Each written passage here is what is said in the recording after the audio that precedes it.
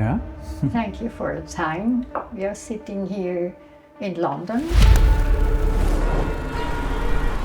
I know you studied biology, genetics, development, and you founded companies, Collider Health and others. Tell yourself, who are you? I've always been very, very interested in science and technology, and obviously that's one of the reasons why I studied genetics as I did. But I suppose I've always had an interest in understanding what makes us human, right? And the science and technology behind that. When at the age of 52, I decided to break away, do something quite different. And I guess ever since then, for the past 8 years, what I've really been looking at is how do we actually change the system, the status quo. Yeah. You have to arm yourself with many, many people and organizations who are on this journey with you.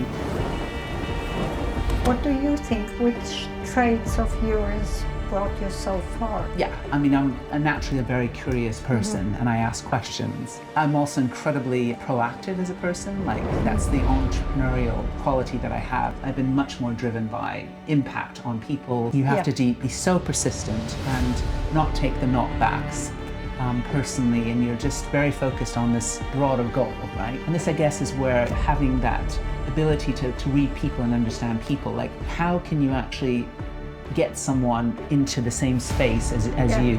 You know, it's about understanding the win-win of many, many different types of people.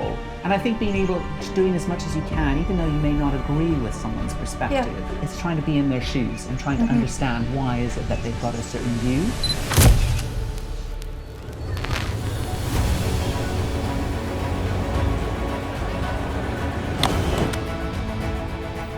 Where do you recharge?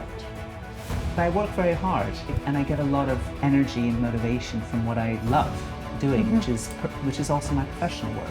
Being very, very happy with who you are as a person and doing the things that you love and enjoy, and being surrounded by people who you love and trust. I mean, for me, it's also just about basic stuff like exercise and being able to find time and peace. And of course, I love the outdoors, I love dancing, I love all these other pursuits which allow me to kind of take a step back and obviously recharge as well.